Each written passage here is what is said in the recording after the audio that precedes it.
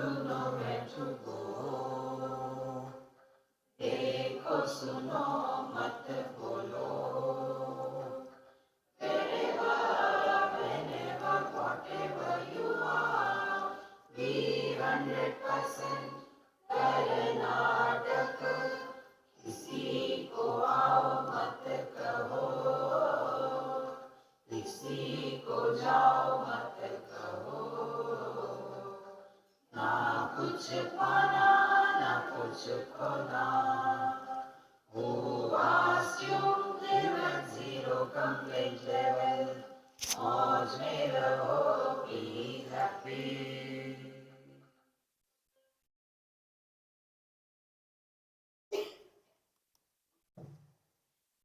श्री कृष्णा श्री कृष्णा श्री कृष्णा श्री कृष्णा. गुरुर्ब्रह्मा गुरुर्विष्णु गुरुर्देवो महेश्वरः. गुरु साक्षात् परं ब्रह्म तस्मै श्री गुरवे नमः. तस्मै श्री गुरवे नमः. जब शब्दों के अर्थ हमको समझ में नहीं आते तो शब्दों से अनर्थ हो जाते हैं.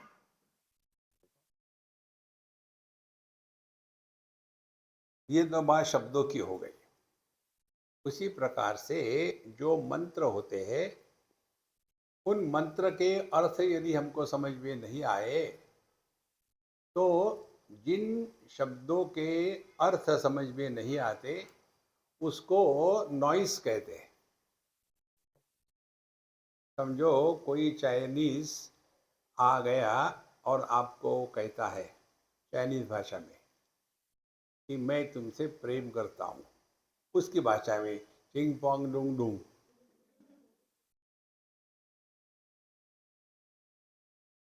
न्यूजीलैंड में एक कपल था, अभी वो लोग इंडिया में शिफ्ट हो गए.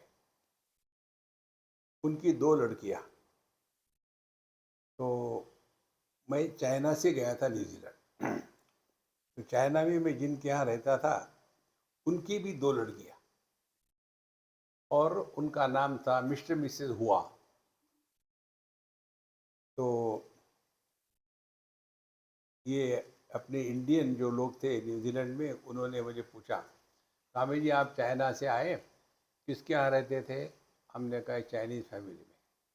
उनको बच्चे हैं, उनको 2 बच्चे, 2 लड़कियाँ थी, हमारे जैसी है ना, हमारे आपके जैसी. तो उनके क्या नाम थे? एक का नाम था जो, एक का था सो. तो अरे वही नाम आपके बच्चों को रख दो, जो हुआ सो हुआ, क्या फर्क पड़ा? अब ये जो हुआ सो हुआ इसका अर्थ उन चाइनीज लोगों के लिए क्या है और हमारे लिए क्या है? हमारे लिए केवल वो नॉइस है. इसी प्रकार से हम बड़े बड़े मंत्रों का जप करते हैं. चलो हम जप करेंगे मृत्युंजय महामंत्र का. ओम त्र्यंबकं यजामहे सुगंधिं पुष्टिवर्धनम् उर्वारुकमिव बन्धनान् मृत्योर्मुक्षीयमामृतात्. क्या समझ में आया? जो हुआ सो हुआ. देखो, शब्दों के अर्थ जब तक ग्रहण नहीं होते तब तक के उन शब्दों का प्रभाव हमारे ज्ञान पर नहीं होता. वो केवल शब्द मात्र रह जाते हैं. और इसीलिए शब्दों के अर्थ को ठीक से जानना आवश्यक है. अब दूसरी महत्व की बात, हर एक वस्तु का अपना द्रव्य गुण होता है. द्रव्य गुण माने जिसको समझने की आवश्यकता नहीं. जैसे अग्नि को हाथ लगाओ तो हाथ जलेगा, ये अग्नि का द्रव्य गुण है. चाहे आप उसको जानो न जानो, समझो ना समझो, आप हाथ लगाओगे तो जलेगा ही. उसको द्रव्य गुण कहते हैं. अब हम जब कोई मंत्र का पाठ करते हैं, श्री राम जय जय राम, ओम नमः शिवाय इत्यादि, तो इन शब्दों का जो द्रव्य गुण है उसका प्रभाव हम पर पड़ेगा, उसमें कोई शंका नहीं। लेकिन यदि उन्हीं शब्दों का, उन्हीं मंत्रों का अर्थ यदि हमारे हृदय में प्रकट होगा तो उसका प्रभाव और सूक्ष्म और डीप होगा। देखो, इसीलिए दोनों की आवश्यकता है। उसका जप करने भी आवश्यकता है। जप करने से धीरे धीरे द्रव्य गुण के कारण हमारे मन में जो स्पंदन है वो शांत हो जाते हैं।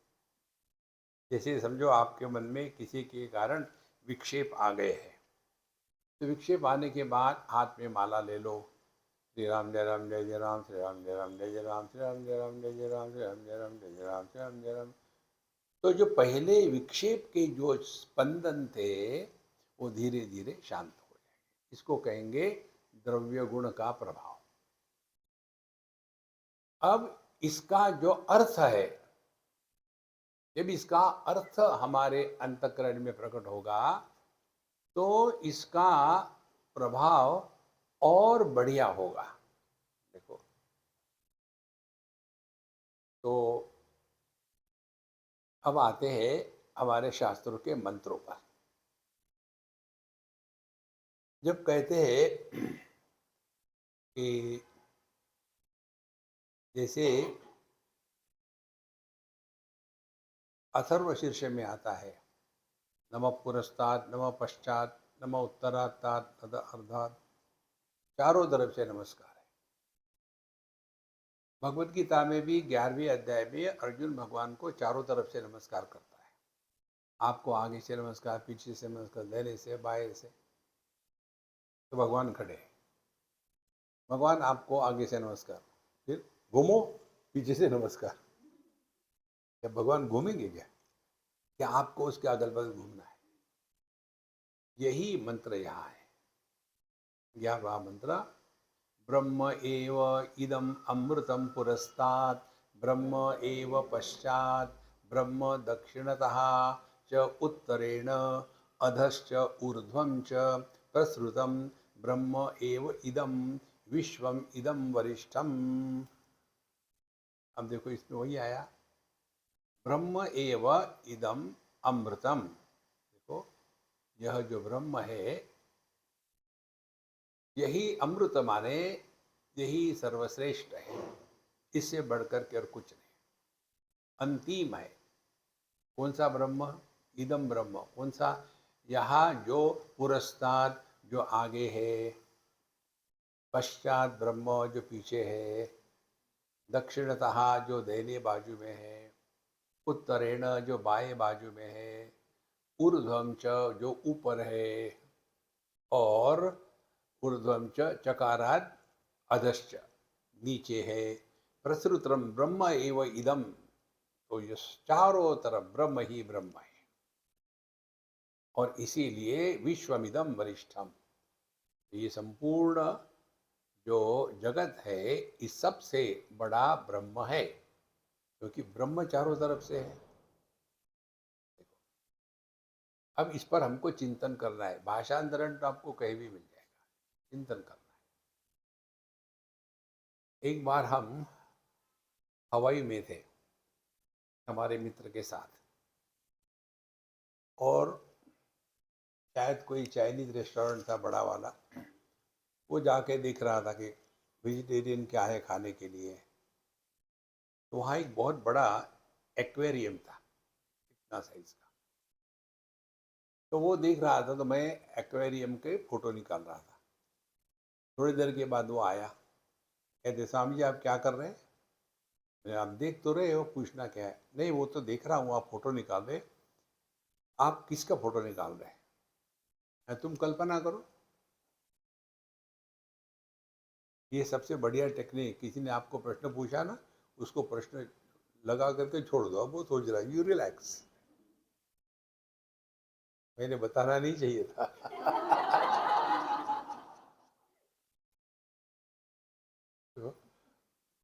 तो अब स्वामी जी, आप इसमें जो भिन्न भिन्न मछली है उसका फोटो निकाल रहे हैं? नहीं, इसमें एक बड़ा सांप है, उसका नहीं, उसके भी नहीं। फिर इसमें जो अंदर के डेकोरेटिव प्लांट्स है उसका निकाल रहे हैं? नहीं। बोले उसमें जो पानी में हवा के बुदबुदे आ रहे उसका नहीं, उसका भी नहीं निकाल रहे। बोले इतना बड़ा साइज है उसका निकाल, उसका भी नहीं निकाल रहे। किसका निकाला? चिंतन करो। बोले मैं हार गया। हमने कहा मैं पानी का फोटो निकाल रहा हूं। अब देखो, उसने भी देखा था ना पानी। हमारी दृष्टि विशेषता पर जाती है, जो निर्विशेष है उसको ग्रहण करो।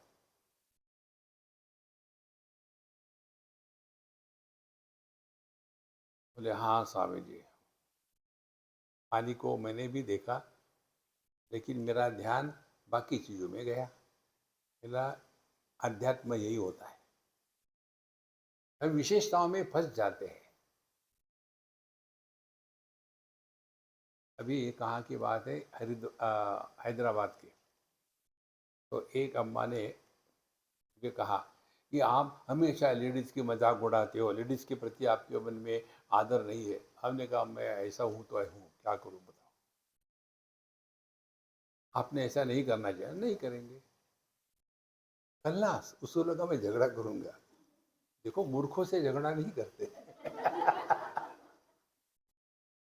The best way to disagree is to agree immediately. हाँ जी ठीक है। तो हमने कहा देखो, विशेषता को न देखना ये है आध्यात्मिक साधना। इतनी सिंपल बात है। और ये विशेषता में कहाँ हम फंसे हैं? एक है वास्तुशास्त्र, दूसरा है फेंगशुई। हर जगह में वो पिरामिड लगा देते। कहीं जाओ पैर क्या पिरामिड है, अरे यार क्यों? इधर पूर्व पश्चिम दक्षिण उत्तर ये है वो है, उसी में फंसे। ये जो वास्तु वाले होते हैं ना, उनके चक्कर में आप आ गए, आपके पूरे घर का सत्यानाश कर देंगे। देखो ये जो मंदिर है ना, यहाँ टॉयलेट होना चाहिए, और यहाँ जो टॉयलेट है ना, जहाँ आपका किचन है वहाँ होना चाहिए। अरे राम राम राम, परेशान कर देंगे आपको। विशेषता से अपने आप को बचाओ। फिर हमने हमारे मित्र को कहा देखो, मैं पानी देख रहा हूँ, तुम भी देख रहे हो, और तुम क्या देख रहे हो बताओ मुझे पानी में? साहु जी मुझे डर लग रहा है बोलने में। कोई मैं डांटूंगा नहीं। क्या देख रहे हो पानी में? मैं भी देख रहा हूँ, तुम भी देख रहे हो। क्या देख रहे हो? बोले पानी में ये सब कुछ है। नहीं ये तो मैं भी देख रहा हूँ। विशेष बताओ क्या देख रहे हो? बोले स्वामी जी पास, मैं हार गया। हमने कहा देखो मैं ये देख रहा हूँ कि जब ये मछलियाँ पानी में इधर उधर दौड़ती है, घूमती है, तो पानी को उससे परेशानी होती है क्या? देखो, बोले परेशानी तो नहीं होगी, क्योंकि ये कहीं टकराती नहीं। जैसे हम आकाश में चलते हैं, तो आकाश को की परेशानी होती है क्या? नहीं होती, क्योंकि आकाश हमारा आधार है। आधेय आधार को प्रभावित नहीं करता। तो मछलियों का आधार पानी है।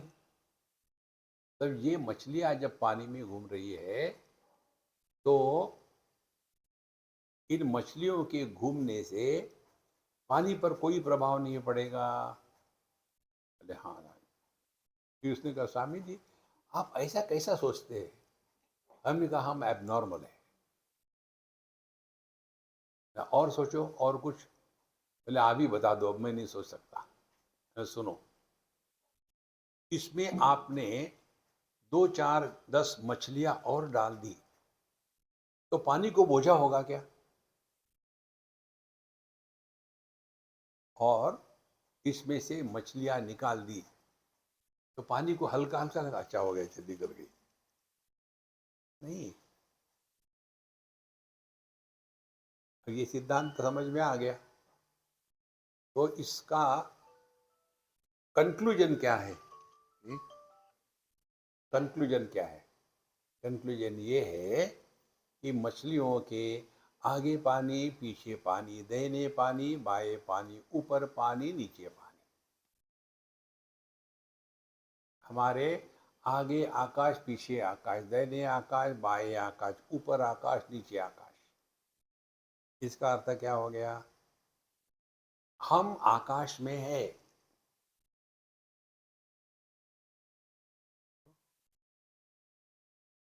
और ये आकाश में विशेषता हमारे संदर्भ से हुई है। जिस जिस दिशा में हमारा चेहरा होता है वो पूर्व दिशा, फिर बाएं को उत्तर, दाहिने को दक्षिण, पीछे पश्चिम। यदि हमने इधर मुंह घुमा लिया तो सामने पूर्व और उत्तर दक्षिण हो गए। माने आकाश में विशेषता निर्माण होने का कारण संदर्भ है। यदि संदर्भ नहीं हो तो आकाश में पूर्व, पश्चिम, उत्तर, दक्षिण ये दिशाएं निर्माण नहीं होगी। इस आकाश के लिए क्या संदर्भ है? सूर्य। तो सूर्य के संदर्भ को आप त्याग दो तो किस दिशा में है आप?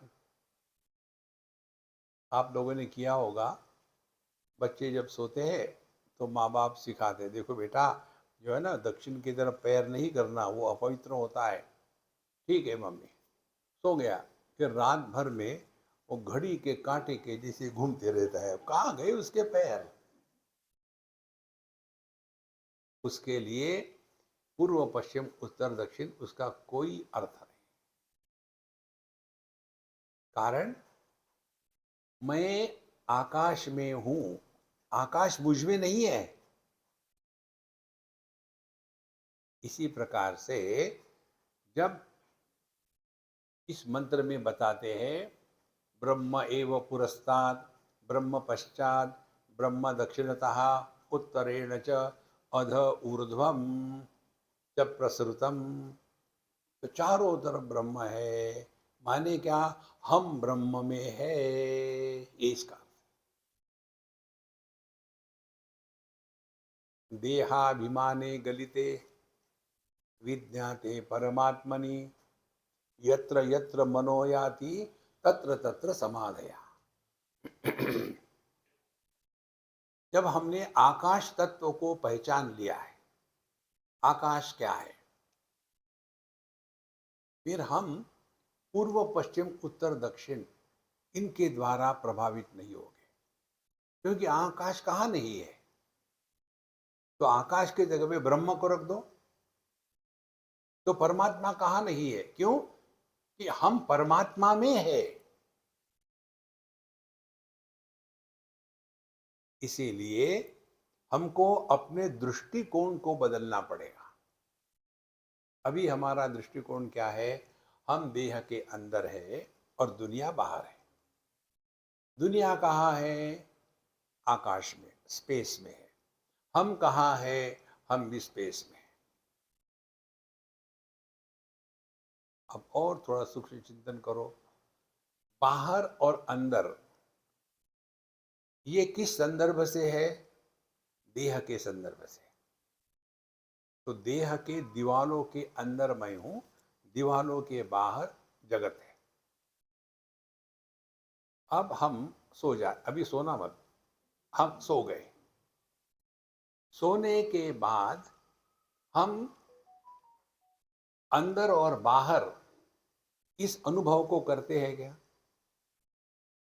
सुषुप्ति अवस्था में हम कमरे के अंदर है कि कमरे के बाहर है, देह के अंदर है कि देह के बाहर है, खटिया के ऊपर है कि खटिया के नीचे है, हमारे पैर पूर्व में है या पश्चिम में है।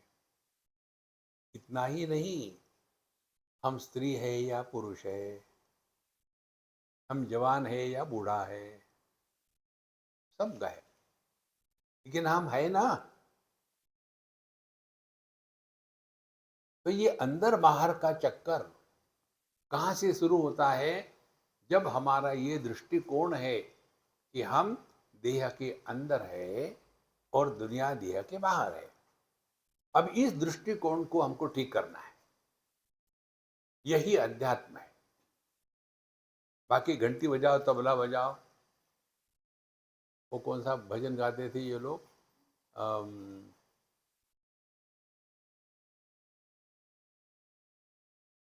अभंग गाते थे ना, ये जो बड़ा अच्छा अभंग था। तो इंद्रायणी काठी ये है वो है, काहे का काठ काहे का गुट। अब चिंतन करो, जो वस्तु अंदर बाहर है, क्या वो वास्तविक में अंदर बाहर है? तो जैसे ये हॉल के अंदर में आकाश है, हम आकाश में बैठे हैं, बाहर दुनिया है, दुनिया भी उसी आकाश में है, लेकिन हमारा ध्यान इस बिल्डिंग में है, तो हम क्या कहेंगे? हम कमरे के अंदर है और हमारी कार बाहर है। ये अंदर बाहर का चक्कर, हमारा दृष्टिकोण, हमने इस हॉल को सत्य माना है। अब आकाश की दृष्टि से देखो, आकाश की दृष्टि से ये मकान मुझ में है, मैं उसमें नहीं हूं। और जब ये मकान टूट जाएगा तो आकाश को कुछ नहीं होगा। देखो,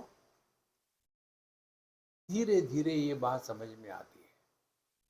तो ये अंदर बाहर का चक्कर मिटा करके ये अनुभव करना कि मयि एव सकलम जातम, सब कुछ मुझ में ही प्रकट हुआ है, मयि सर्वम प्रतिष्ठितम, सब कुछ मुझ में ही रहता है, मयि सर्वम लयम याति, सब कुछ मुझ में ही वापस आता है, तद ब्रह्माद्वयमस्म्यहम्, वह ब्रह्म अपना स्वरूप है। अब ये केवल चिंतन के द्वारा होगा, बाकी कोई उसके लिए उपाय नहीं है। यदि कपड़े को दाग पड़ा तो वो जब करके नहीं निकलेगा, साबुन करके धो करके निकालो। यदि आपके हाथ में कहीं चोट आई तो दवाई लगाओ, यदि पेट में गड़बड़ी हुई तो दवाई खाओ। यदि समस्या विचारों की है तो विचारों को ठीक करो। तो समस्या क्या है? हम देह के अंदर है, दुनिया बाहर है। जब तक के देहात्म भाव में फंसे रहेंगे तब तक के संसार से मुक्ति नहीं। और हम चाहते हैं संसार से मुक्त हो जाए, इसीलिए सोते हैं। सोना माने क्या? Temporary realisation.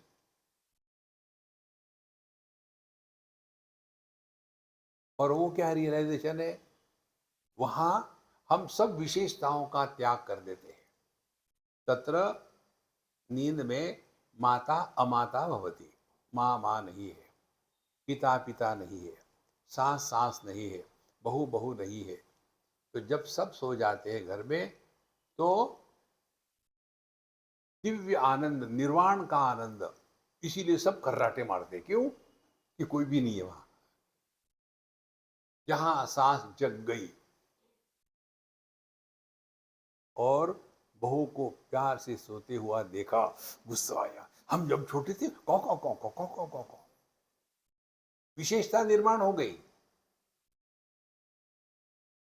तो संसार किसको कहते हैं? विशेषता को सत्य मान करके इस विशेषता का जो आधार है, जो निर्विशेष है, उसको हम पहचान नहीं पाते। इसके लिए ये मंत्र है। तो अब और आगे चले सब्जेक्टिवली। अभी हमने आपको बाहर के उदाहरणों से बताया, अब अपने में आ जाओ। रूप कहाँ है? बाहर है। ये रूप का नाम कहाँ है? जैसे ये माइक, ये रूप है। इस माइक को पता नहीं कि इसका नाम माइक है, मुझे पता है। और ये नाम कहाँ है? अंदर है। तो जब कहते हैं दुनिया क्या है? अस्ति भांति प्रिय तीन, नाम रूप दो, इति पंचांशकम। ये पांच चीजों से मिल करके दुनिया बनती है। देखो, जैसे आभूषण क्या है? नाम, रूप और सुवर्ण। इसमें से आभूषण किसको कहेंगे? नाम रूप जो सुवर्ण पर अध्यारोपित करे गए हैं। इसमें नाम रूप बदल सकते हैं, सुवर्ण नहीं बदलेगा। देखो, इसीलिए दुनिया क्या हो गई? तो आद्यत्रयम ब्रह्म रूपम, सुवर्ण के जगह में ब्रह्म है। और जगत क्या है? नाम रूप। रूप बाहर है, नाम अंदर है। जब तक कि ये अंदर बाहर का चक्कर सत्य रहेगा, तब तक के ये संसार नहीं मिटेगा।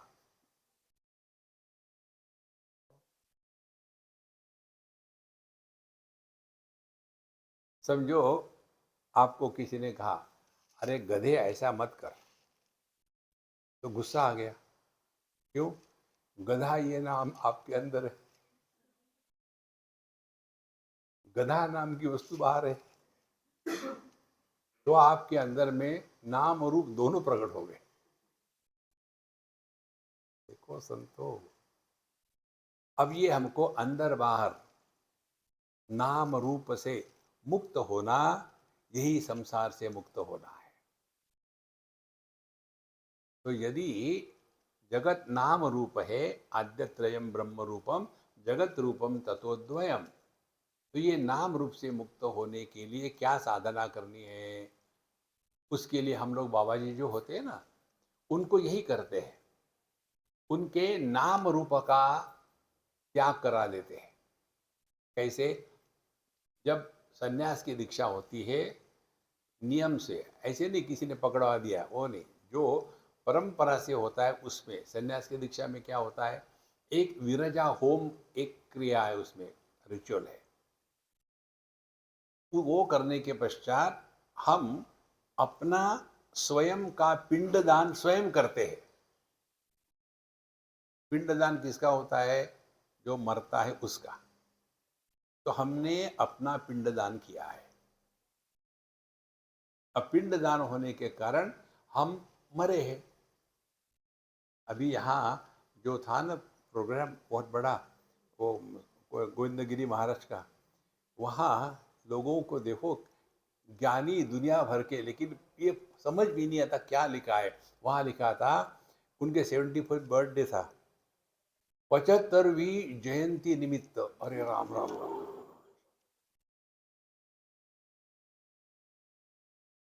हो सकता है वो उनकी सदिच्छा होगी। देखो, जन्म तिथि और जयंती में फर्क होता है। तो जिस दिन हमने सन्यास लिया, वो हमारी सन्यास पुण्यतिथि की सन्यास जयंती, उस दिन हमारा नया जन्म हो गया। और उस जन्म में क्या करते हैं? एक तो रूप बदल देते हैं। आप लोग कितना बढ़िया कपड़े पहनते हो, मैचिंग है, और उसके बाद सब मैचिंग है। जूते लाल, उसके बाद पैंट लाल, शर्ट लाल, .com लाल, बाल लाल, मैचिंग। और हम लोगों को एक ही रोज का, दूसरा कोई है ही नहीं उसमें। एक बार हम इंग्लैंड में थे, किसी जगह देखने गए थे, तो उधर से ये अंग्रेज लोग आ रहे थे। एक छोटी सी लड़की ने अपनी माँ को कहा, mummy mummy, look here, man with pink clothes. बच्चों को पुरुष को ऐसे कपड़े नहीं होते। तो ना तो कपड़ों का चक्कर है, और रूप एकदम हुलिया बना देते एकदम। माने नाम रूप का त्याग करना, यही आध्यात्मिक साधना है, क्योंकि नाम रूप मिथ्या।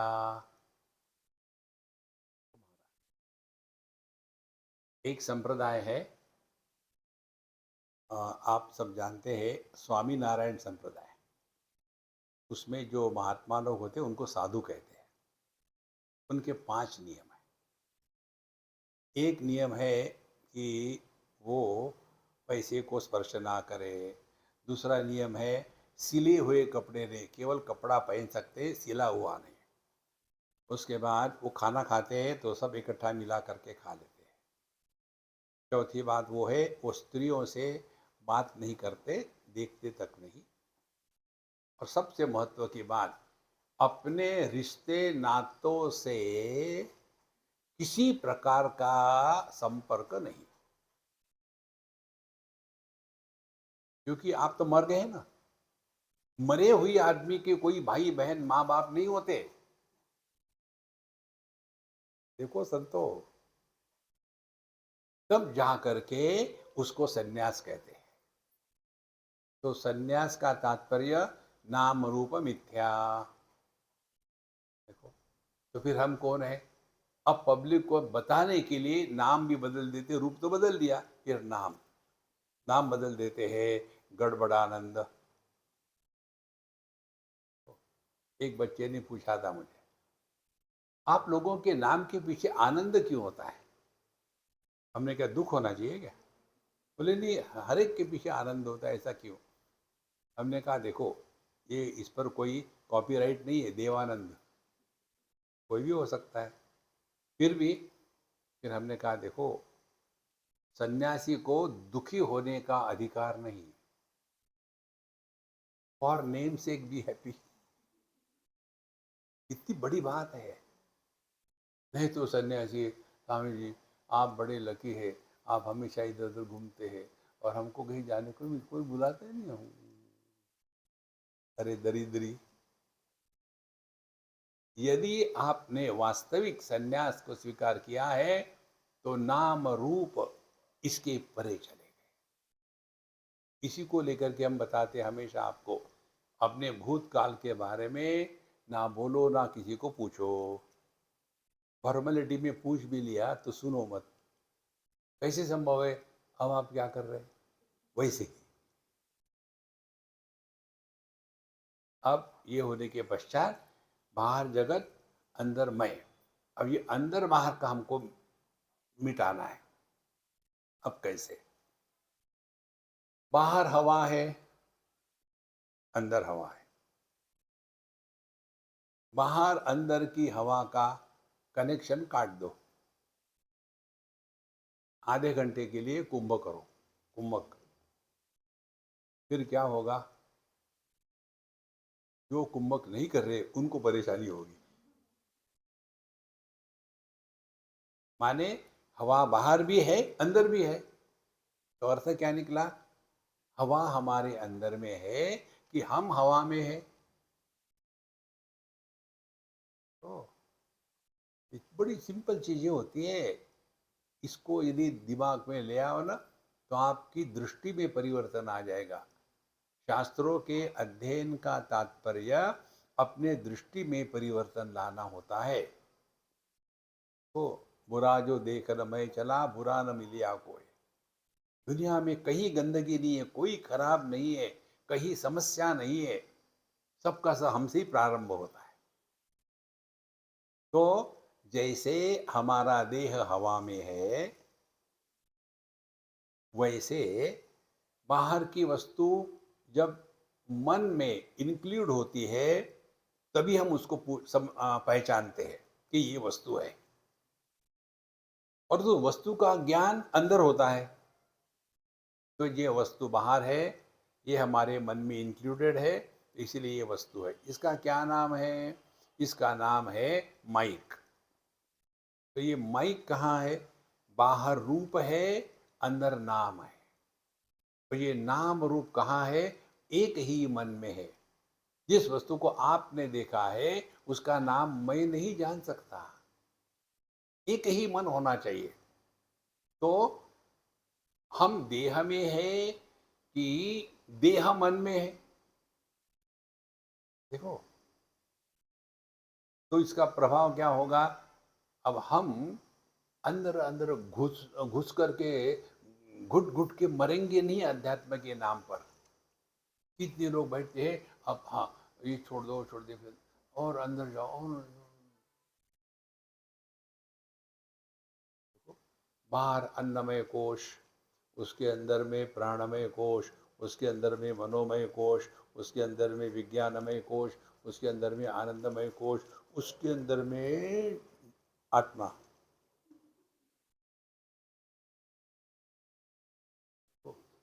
और फिर अंदर से बाहर देखेंगे, वहां से देख रहे लाइट दिखा, लाइट दिखा अंदर से। ये सब चीजों को छोड़ो। समझदारी। हम देह में नहीं, देह हम में है। ध्यान से सुनना। जब हमारा मन देह के आकार को धारण करता है तो उस आकार का प्रभाव मन के विचारों पर होगा। जैसे हमने ये वस्तु धारण की हाथ में, इसको हम छोड़ना नहीं चाहते, कोई ले जाएगा। उसी समय हमको कुछ लिखना है,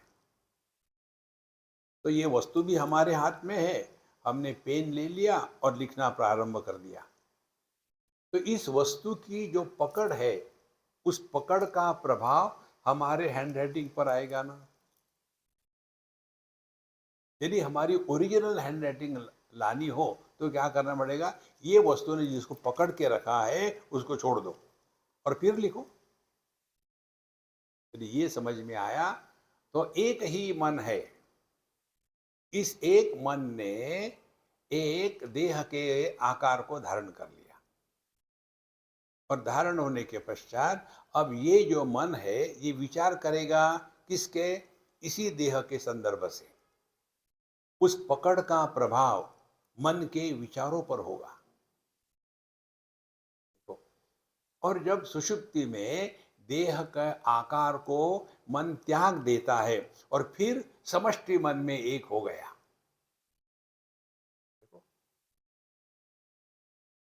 तो क्या होगा? विचार आएंगे ही नहीं, क्योंकि संदर्भ नहीं है।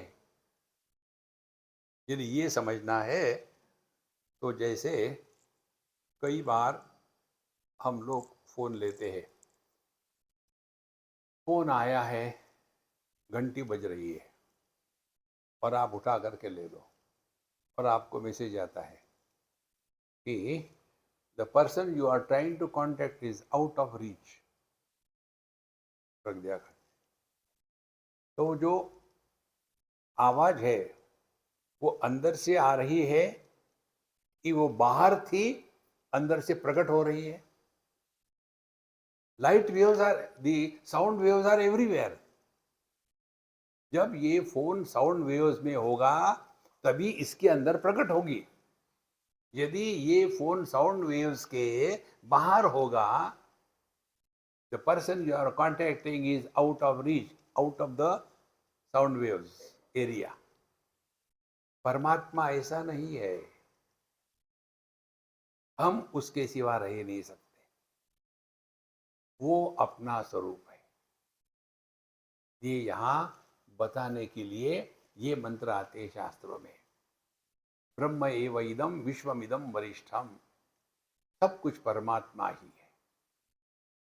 इस परमात्मा में देहात्म भाव के कारण अंदर बाहर जीव जगत, मेरा तेरा, पाप पुण्य, धर्म अधर्म सब कुछ शुरू हो गया। अब एक अगली स्टेप, ये बहुत महत्व की स्टेप है। आप चाहो या न चाहो, दर्पण के सामने खड़े हो जाओ तो प्रतिबिंब होगा ही। You cannot stop it. अब ये आपका चॉइस है कि आप उस प्रतिबिंब को सत्य मानते हो या मिथ्या मानते हो। आपका चॉइस है, उसको आप रोक नहीं सकते। तो हम मनुष्य प्रतिबिंब को देखते हैं दर्पण में, तो उसका उपयोग करके अपना मेकअप कर लेते हैं। उसको लेकर के दुखी नहीं होते, उसको सुधारने का प्रयत्न नहीं करते, उसको मिटाने का प्रयत्न नहीं करते, उससे प्रेम नहीं करते, उससे द्वेष नहीं करते, क्योंकि मालूम है वह प्रतीति है, वास्तविकता नहीं है। देखो, और उसी दर्पण के सामने यदि कोई पक्षी आके बैठे, आपने देखा होगा घरों में पक्षी आके बैठता है तो पक्षी भी और उसका भी प्रतिबिंब होगा दर्पण में, और फिर पक्षी की रिएक्शन क्या होगी? वो उस दर्पण के प्रतिबिंब को सत्य मानने लगेगा, फिर उसके साथ झगड़ा, दुश्मनी, उसको अपने चोंच से मार मार करके उसका खून निकालेगा। देखो उसका मैंने खून निकाला है, असली खून उसी का निकला है। देखो, फिर भी नहीं जा रहा, क्या करे? तो वो दर्पण के पीछे जाके देखता है, हाँ भाग गया लगता, और फिर सामने आकर के अरे फिर आ गया। अब ये कुरुते गंगा सागर गमनम, नहीं हो रहा परमात्मा का दर्शन। अब क्या करे? अब योगा करे। अब ये जो पक्षी है, एक टांग सर के ऊपर रख करके एक टांग पे खड़ा रहता है 15 मिनट 10 मिनट। ताड़ासन से नहीं हुआ, फिर पड़ासन से करो। दुनिया भर के योगा करता है, फिर भी वो प्रतिबिंब जाता नहीं, क्या करे? देखो, योगा से नहीं होता, प्राणायाम करो, प्राणायाम से भी नहीं गया, फिर दान धर्म करो, उससे भी नहीं गया, फिर हाथ में माला लेकर के ओम निश ओम निश ओम निश ओम निश, फिर भी नहीं जा रहा, फिर पाठ करो, मनोजम मारुतुल्य वेगम जितेंद्रियम बुद्धिमताम मृष्टम वातात्मज वानरयूथ मुख्य। कुछ भी करते रहो महाराज, वो प्रतिबिंब मिटेगा नहीं। इसी प्रकार से जैसे दर्पण के सामने प्रतिबिंब होगा ही, इसी प्रकार से देहात्म भाव होगा ही। आप इसको रोक नहीं सकते। अब सवाल ये है कि क्या आप देहात्म भाव को सत्य मानते हैं या मिथ्या मानते हैं? सत्य मानोगे तो मेकअप करोगे, मेकअप इसलिए करेंगे क्योंकि ब्रेकअप को बुझाना है। देखो, और यदि इस देहात्म भाव को जानते हुए, अनुभव करते हुए भी यदि थोड़ा चिंतन करे कि किस हिसाब से मैं देह हो सकता हूं। देखो, जब देह के साथ तादात्म्य में नहीं होता, स्वप्न में सुषुप्ति में, तब मैं नहीं रहता क्या? रहता हूं। माने देह के कारण मैं नहीं हूं। तो,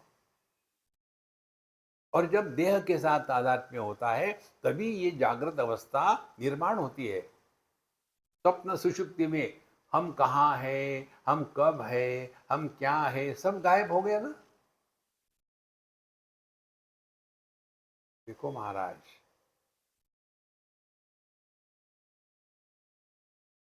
और जब ये धीरे धीरे बात समझ में आने लग जाती है, तब पता चलता है कि देहात्म भाव समस्या तब है जब इसको हम सत्य मानते हैं। तो फिर क्या करें? देहात्म भाव में जब तक है तब तक के wherever you are, whenever you are, whatever you are, be 100%. We are in satsanga, during the satsanga, then a sleeping giant, 100%. Breakfast मत किया करो महाराज। धीरे धीरे हमारी ये जो भ्रांति है ना कि हम देह के अंदर है, इसका प्रभाव कम होने लगेगा। इसके प्रभाव के कम होना माने जगत के वस्तु विषयों के प्रति जो हमारे मन में पहले आकर्षण था, वो आकर्षण धीरे धीरे कम हो जाएगा। जैसे बचपन में हम जिन वस्तुओं को लेकर के गुस्सा करते थे, झगड़ा करते थे, रोते थे, अब हम वही है, वस्तु वही है, लेकिन उसके प्रति ना तो आकर्षण है ना तो द्वेष है। पहले उसके प्रति सत्यत्व की बुद्धि थी, अब सत्यत्व की बुद्धि नहीं है। जो मिथ्या होता है उसको ना तो प्राप्त करने की इच्छा होती है, ना तो उसको नष्ट करने की इच्छा होती है।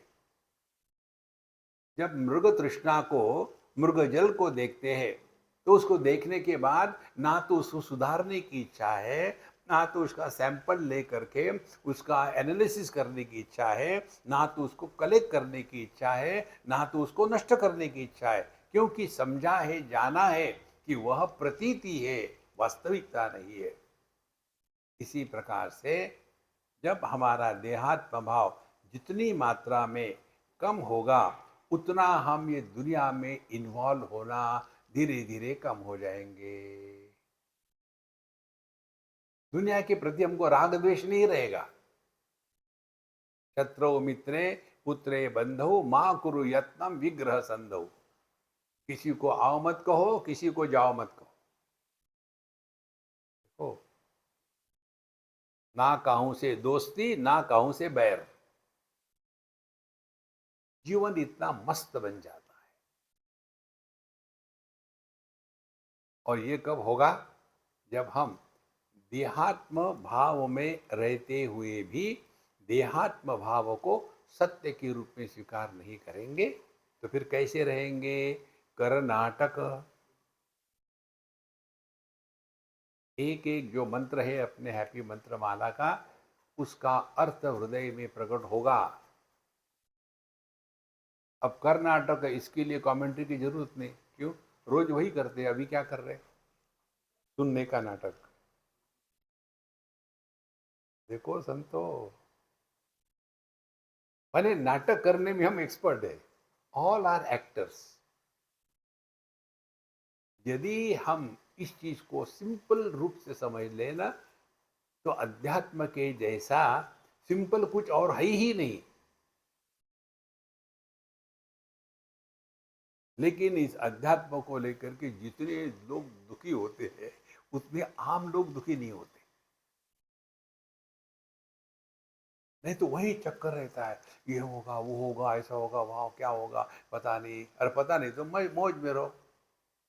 देखो, धीरे धीरे धीरे धीरे हम देह के अंदर से दुनिया को देखने के स्थान पर भगवान के जो भक्त होते हैं उनको ये बताया जाता है, दुनिया को वैसे ही देखो जैसे भगवान अपने दुनिया को देखते हैं।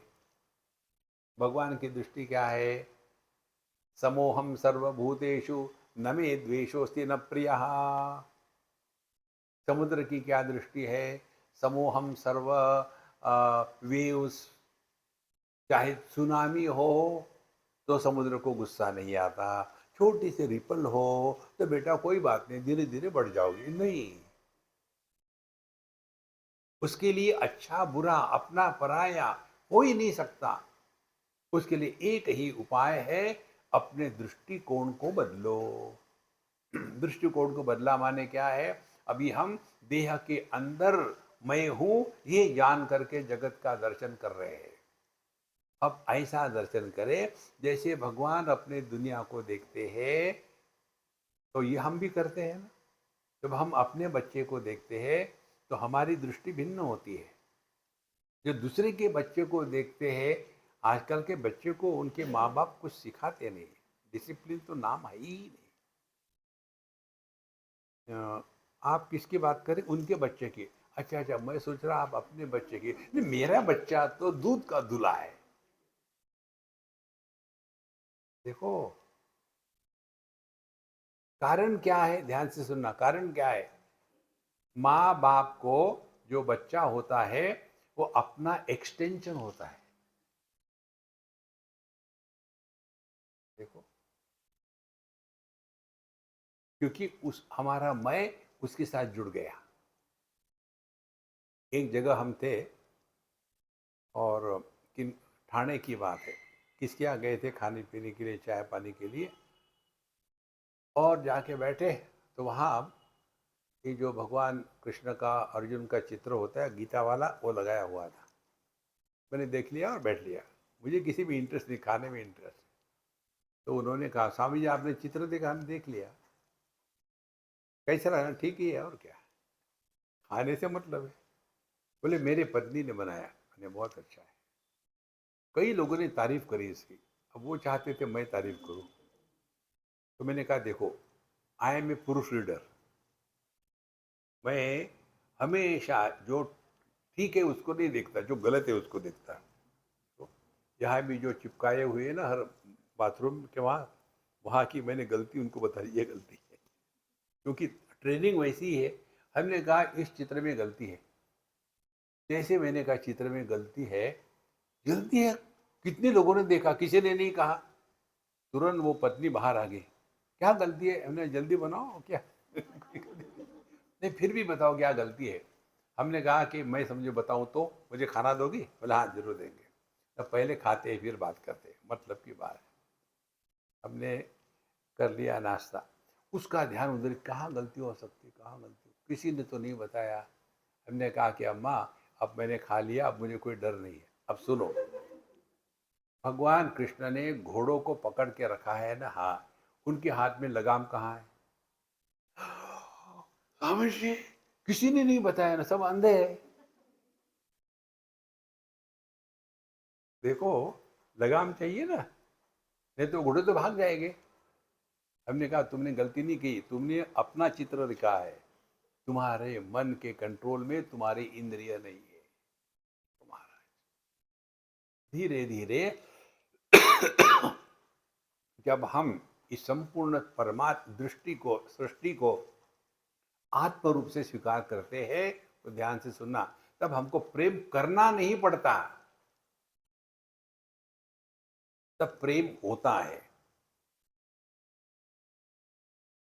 जिसको जिसको हमने मैं की परिभाषा से हटा दिया है, उसके प्रति हमारे मन में प्रेम नहीं हो सकता। और जिसको जिसको हमने मैं की परिभाषा में इंक्लूड किया है, वो कुछ भी क्यों ना हो, उसके प्रति प्रेम होता है। देखो, ये लड़कियां दुनिया भर के नाखून बढ़ाती उल्टे सीधे, दिन भर ये देखते रहेंगे। वही नाखून कटने के बाद, क्यों फेंक दिए? लाओ ना इधर। नहीं नहीं, मैंने फेंक दिए। क्यों? अब वो मैं नहीं हूं। जिसको जिसको मैं की परिभाषा में इंक्लूड किया जाता है, उसके प्रति प्रेम के सिवा अन्य कुछ नहीं हो सकता।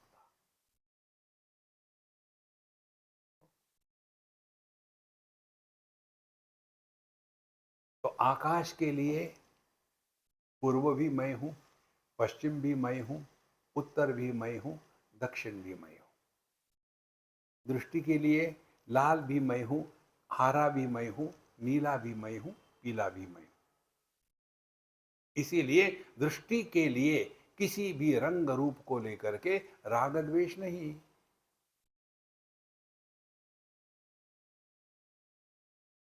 अपने दृष्टि में परिवर्तन लाने के लिए शास्त्रों का अध्ययन होता है। दृष्टि में परिवर्तन होने के बाद सबसे प्रेम करो, किसी से गुस्सा मत करो, झगड़ा मत करो, ये कहने की आवश्यकता ही नहीं। जब हमारे ही दांत हमारे जिह्वा को काट लेते हैं तो बताना पड़ता है क्या जिह्वा को, नहीं माफ कर दो, दांतों को गलती से हो गया, कोई जरूरत नहीं, क्योंकि वहां अन्य का अनुभव होते हुए भी अन्यत्व की प्रतीति नहीं है। देखो संतो, इसी को लेकर के उपनिषद कहती है ब्रह्म सत्यम जगन मिथ्या। मिथ्या वस्तु को ये मिथ्या है ऐसा जब हम समझ लेते हैं तो उसके प्रति काम क्रोध लोभ मोह मद मात्सर्य अपना तुपना सब खत्म। फिर क्या रहता है? मौज रहती है। चलो देखते हैं, मजा आता है। देखो महाराज, ये इन मंत्रों का तात्पर्य है। आगे से नमस्कार, पीछे से नमस्कार, दाहिने से नमस्कार, बाएं से नमस्कार, माने हम परमात्मा में ही है। भगवद गीता 9वां अध्याय, अनन्या चिंतयन्तो माम ये जना पर्युपासते तेषां नित्याभियुक्तानां योगक्षेमं वहाम्यहम्। अनन्या चिंतयन्तो माम, हम परमात्मा से अन्य होकर के रह ही नहीं सकते। हम परमात्मा में है। देखो, जैसे ये बिल्डिंग आकाश में है, आकाश को छोड़ करके बिल्डिंग की सत्ता ही नहीं। इसी प्रकार से हमारी सत्ता परमात्मा से अन्य होकर के नहीं हो सकती। अनन्या चिंतयन्तो माम, यदि हमने इसको स्वीकार किया तो क्या होगा भगवान स्वयं बताते हैं। अनन्या चिंतय, फिर ये जना पर्युपासते, और ये अनुभव ऐसे नहीं है कि सत्संग के लिए मैं ब्रह्म हूं बाद में ब्रह्म हूं। यह अखंड अकाट्य अविकारी अनंत अनुभव है, ज्यों का त्यों, किसी भी हालत में। पर्युपासते, फिर तेषाम नित्याभियुक्ता नाम, और ये उनका अनुभव केवल मेडिटेशन के समय में ब्रह्म हूं, मेडिटेशन के बाद में ब्रह्म हूं नहीं। इसीलिए हम बताते हैं मेडिटेशन करो मत, हमको मेडिटेशन में जीना है। जागृत अवस्था करते नहीं, जागृत अवस्था होती है फिर हम बाकी सब चीजें करते हैं। स्वप्न करते नहीं, स्वप्न होता है उसमें हम अच्छे बुरे अनुभव जाते हैं। नींद हम करते नहीं, नींद में होते हैं फिर खर्राटे मारते हैं। इसी प्रकार से हमको ध्यान में रहना है, करना नहीं। ध्यान में रह करके जियो। देखो महाराज,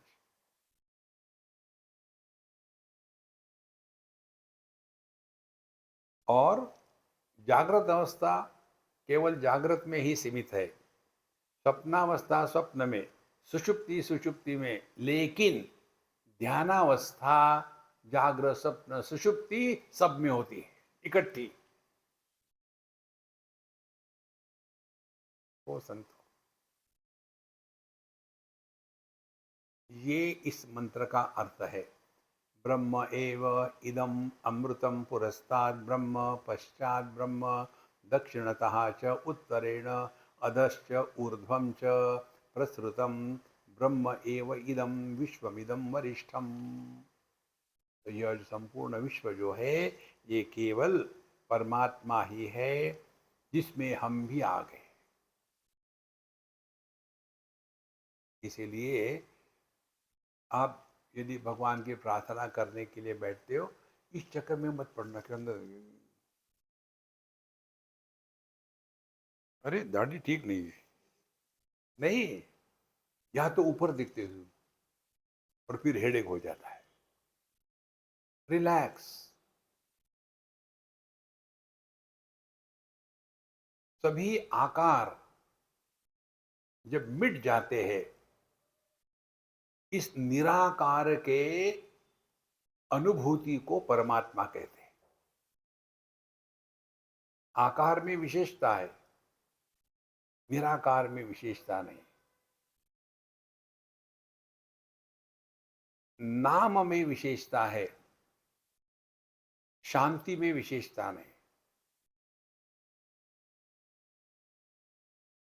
इस ज्ञान में रह करके फिर ये दुनिया के नाटक में जिस काम के लिए हमको अपॉइंट किया है, अपनी एक्टिंग करो और खत्म मामला।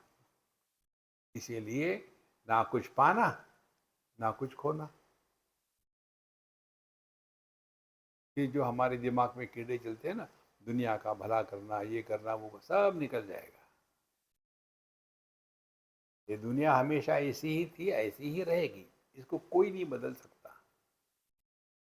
समुद्र के ऊपर आने वाले लहरों का उद्धार करना है, तो उनका उद्धार करते करते तुम जब डूब जाओगे तो मजा आएगा लहरों का। कितनी दुनिया, कितने बड़े बड़े महात्मा आके चले गए। भगवान राम आए, क्या कर पाए? कृष्ण आए, क्या कर पाए?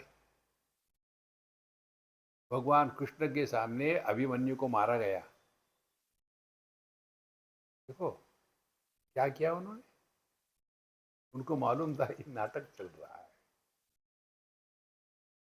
धीरे धीरे जितने हम अपने स्वरूप के पास रहेंगे ना, उतना जगत को लेके परेशान नहीं होगे। इसका अर्थ ये नहीं है हम जगत से प्रेम नहीं, प्रेम जरूर करेंगे लेकिन आसक्त नहीं होंगे। शुद्ध प्रेम में आसक्ति नहीं होती। जो आसक्ति है वो जा सकती है। ये जो लोग करते हैं ना प्रेम विवाह, तो विवाह के पहले प्रेम, विवाह के बाद युद्ध। कारण क्या? खत्म हो गया प्रेम, थोड़ा तो था बेचारा, पहले ही खत्म कर दिया, अब क्या बचा है? झगड़ा बचा और क्या। इसीलिए हम वो व्यक्ति नहीं है, हम व्यक्तित्व का नाटक कर रहे हैं। ऐसा करते करते मन सहज शांत रहने लगेगा। फिर उसमें ये सिद्धांत समझ में आएगा, जो कुछ हो रहा है, जो थारी राय सो मारी राय, रिलैक्स। ना कुछ पाना ना कुछ खोना। इस ज्ञान में नित्य निरंतर रहना, इसको कहते हैं ध्यानमय जीवन, इसको कहते हैं आध्यात्मिक जीवन, इसको कहते हैं भगवान का दर्शन, इसको कहते हैं गॉड रियलाइजेशन, इसको कहते हैं मौज में रहना। ओम पूर्णमदः पूर्णमिदं पूर्णात् पूर्णमुदच्यते पूर्णस्य पूर्णमादाय पूर्णमेवावशिष्यते। ओम शांति शांति शांति। हरि ओम। श्री गुरुभ्यो नमः। हरि ओम।